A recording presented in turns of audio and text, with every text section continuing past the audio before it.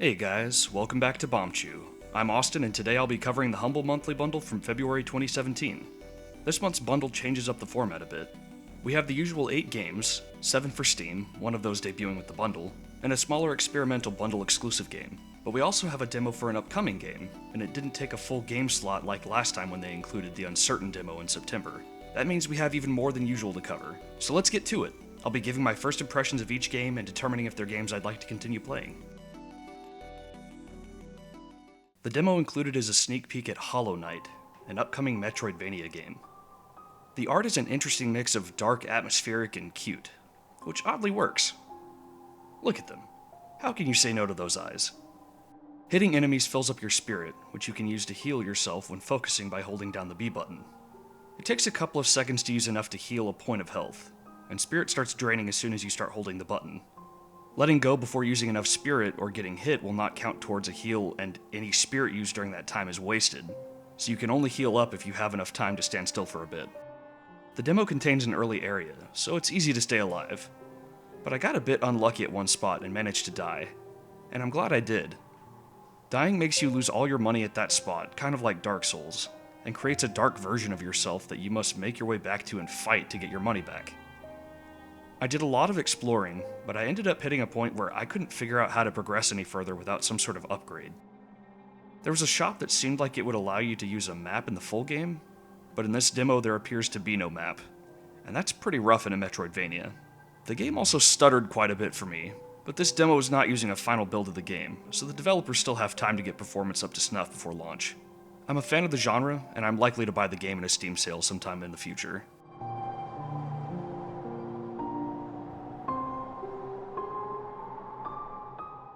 This month's exclusive title is Oh Dear, an action racing game. Your goal is to get to Grandma's house, and on the way you're supposed to kill lots of deer on the road. At least, I think you're supposed to kill them. Why? I'm not really sure. They don't seem to have any effect on you except for a few with variant colors. You have limited gas, which partially replenishes when you reach a new zone, so you want to get to the next area as fast as possible to avoid running out of gas. This is achieved through drifting. Lots and lots of drifting. Most of your time in this game is going to be spent drifting, but it's executed in a fun way. Look at these sick drifts. Hell yeah. Overall, it's fun, it's got clean visuals, and the music isn't half bad. I just wish I had a better idea of what's going on. Oh Dear is marked as being in beta, so it's possible this may get a full release before too long. If it does, I may pick it up if it has significant additions.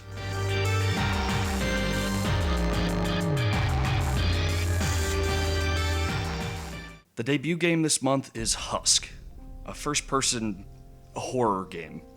We start the game off on a train headed to go visit the main character's father. We get some poorly written lines, delivered with acting chops matched only by the likes of Jake Lloyd in The Phantom Menace. This is where Daddy grew up? In this shithole? Anne, what's your language? Yes, this is Daddy's hometown. Why haven't we ever been here before? We just never got around to it. Never got around to it for the 13 years I've been alive? Sure. Your wife and daughter head off to the bathroom together, and the game starts. No sound cue, no event happens, everyone on the train just disappears the moment your family walks out of the train car. Now you get to explore the train. For some reason, you can enter some passenger rooms, but not all of them. The ones you can enter mostly don't have anything to interact with, and the ones that do have interactive stuff, it's just useless. A few random objects can be examined, but this jar of peanut butter is not really adding any immersion or story.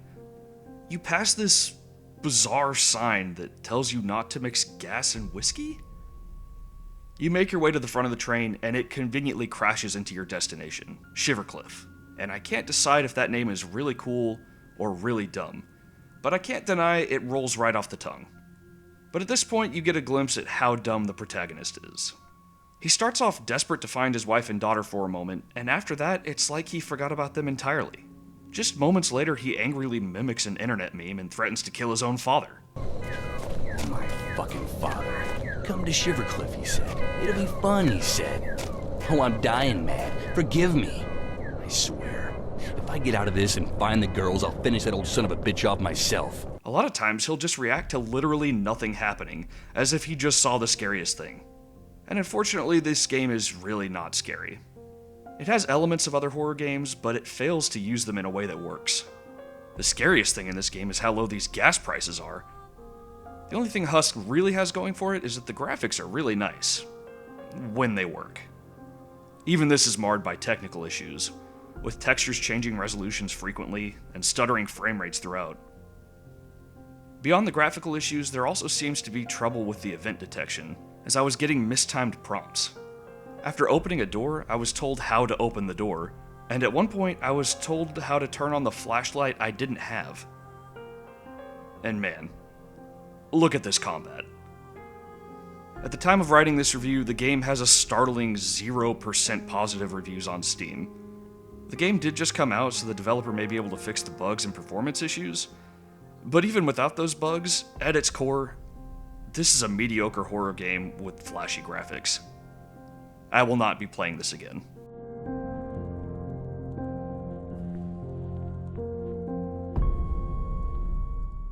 Our next game is Ryse, Son of Rome, a QTE-heavy action game set in ancient Rome. I actually beat this game a year ago, so I can go a little more in depth here. When the Xbox One launched, it did so with a few titles. One exclusive for the system was Crytek's Ryse, Son of Rome. At the time of release, critics didn't care much for the game, and it averaged a 6 out of 10 on Metacritic. The graphics were universally praised, but the gameplay was lamented for being too monotonous. Had I paid $60 for Ryse as a launch title for a new system, I likely would have felt the same. But I didn't play it under those conditions, and I think I actually liked it. While I was playing, I couldn't help but think that perhaps at one point this game was supposed to be for Kinect. A lot of movement is heavily guided, and the simple button combos would be a good fit as well. I found out after beating the game that it actually was being developed initially as a Kinect-only Xbox 360 game. While it would have been a good fit, it may have even given some legitimacy to the Kinect as well as managed the expectations of customers at launch. I'm glad to be able to play it with a controller. Most of Ryse is spent in combat, and combat revolves around the Xbox controller. The game is very QTE heavy, but the QuickTime events are a very interesting part of the game. Since the game was exclusive to the Xbox One, Crytek made the decision to ditch the regular button prompts seen in other action games, and instead color objects and enemies the same color of the corresponding Xbox button you're supposed to press when it's the right time to press it. Blue means X, sword attack. Yellow means Y, push with your shield. Red means B, dodge. Green means A, interact with an object or block. Combat mainly involves attacking enemies until they can be executed, at which point you'll engage in a QTE with quick prompts of blue and yellow in different orders, depending on which execution is occurring. Whether you succeed in the button prompts or not, the enemy will die, but based on how many you get right and how quickly you execute the correct prompts, you'll get a bonus. You can change what your bonus will go to with the D-pad, with choices of health regen, experience, damage, or focus, which is used to slow down time and unleash several attacks without worrying about blocking or pushing. Combat with most enemies comes down to attack twice, push to prevent dodging, attack twice, execute. Or just attack twice and execute if you have a good damage bonus up. But some enemies will change this up, requiring you to push first to break their guard or perfectly block a combination of moves before they become vulnerable, and they'll start to show up more often as you progress. However, the easier enemies will start to swarm you, and in groups they can easily distract you. One-on-one fights are always easy, but groups require some focus. There are a few nice action sequences that take away from the traditional combat, involving defending a position with a ballista, or leading a troop through an archer attack, determining when to move, when to shield up, and when to attempt an attack. These sections were a welcome break from the core gameplay without removing you from the action, and I think that is one of the greatest strengths of Ryse. It never gives you a good time to pause and quit. As soon as you complete an objective, you're thrown into the next one with a compelling enough scene thinking, okay, just one more section and then I'm taking a break. But before you know it, it's all over. The game is short and does not overstay its welcome. It's exactly as long as it should be based on its content. I think it might be a few years before I come back to play through the whole game again, but newcomers may find themselves pleasantly surprised.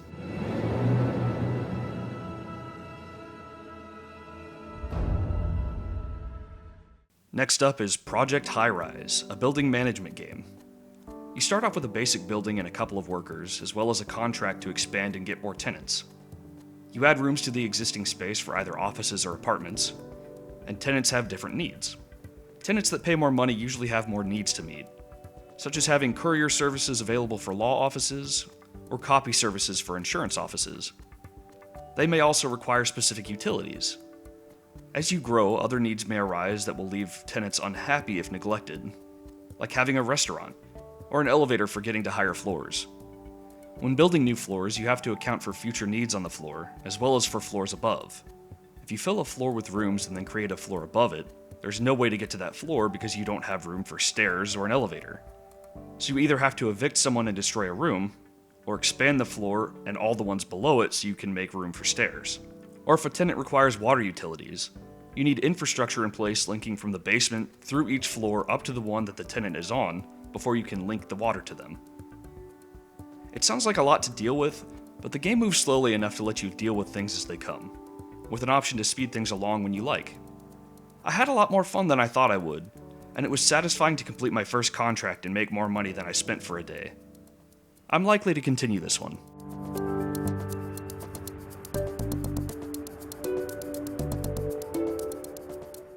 Game 5 is XCOM 2, a turn-based tactical sci-fi game. It's 20 years after the previous game, and aliens, now called Elders, have taken over. You're part of a small resistance still trying to fight them off. Right off the bat, presentation is crisp, and there's a lot of cutscenes, but they're all engaging. The interface is intuitive, and it's easy to tell what you're doing after a quick and exciting tutorial. The first real level took me down a peg. It was quite difficult for me simply from how smart the aliens were and how quickly I got flanked. It feels like the designers assumed that you played through the first one.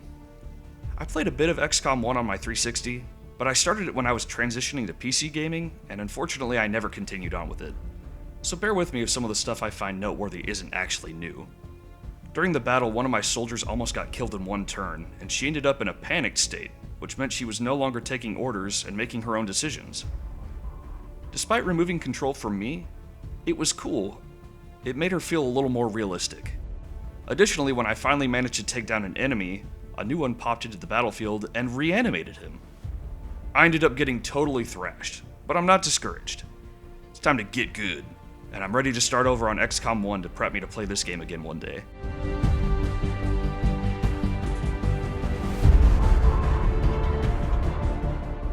This leads us to SteamWorld Heist, a turn-based tactical sci-fi game. Didn't we just look at one of those? Well, this one is in jaw-dropping 2D! This game openly takes inspiration from XCOM, and even advertises improvements such as gunfire utilizing skill shots rather than chance. The interface is intuitive for the most part, and pulling off bounce shots is a lot of fun. Shooting different parts of the body have different effects. Like headshots have a chance to crit, and leg shots can prevent an enemy from being able to move. The game rewards exploration, and levels are designed to have a few small skirmishes rather than taking on everybody at once. Rooms can often be entered from more than one spot, allowing you to flank unsuspecting enemies. It's much more forgiving than XCOM 2, while not being stupidly easy either. I'm looking forward to playing more.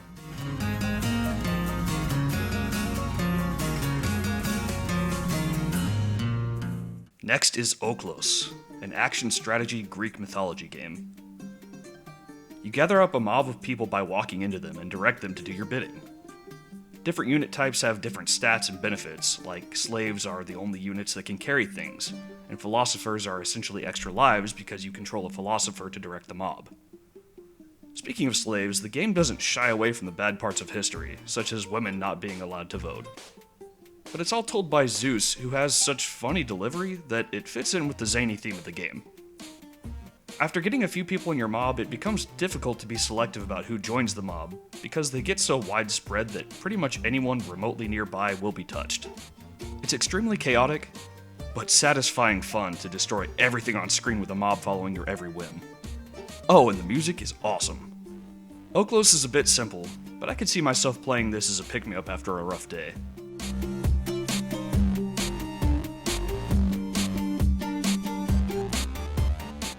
Our final game is ABZÜ, a relaxing underwater exploration game. If you've ever played Journey, you know what to expect. There isn't much in terms of objectives, and it's tough to get lost. It's always clear where you're intended to go next, but each area is unique and detailed. and you can spend as much time as you want just experiencing your surroundings. Swimming feels great, and you can also take a ride on larger sea creatures just to enjoy the scenery. Everything is a joy to look at, with gorgeous colors all around, and beautiful music. This is a game to just chill out with, and it was really hard to pull myself away from it. I'll definitely be continuing, and I could see myself replaying some of this after finishing, whenever I need to just relax.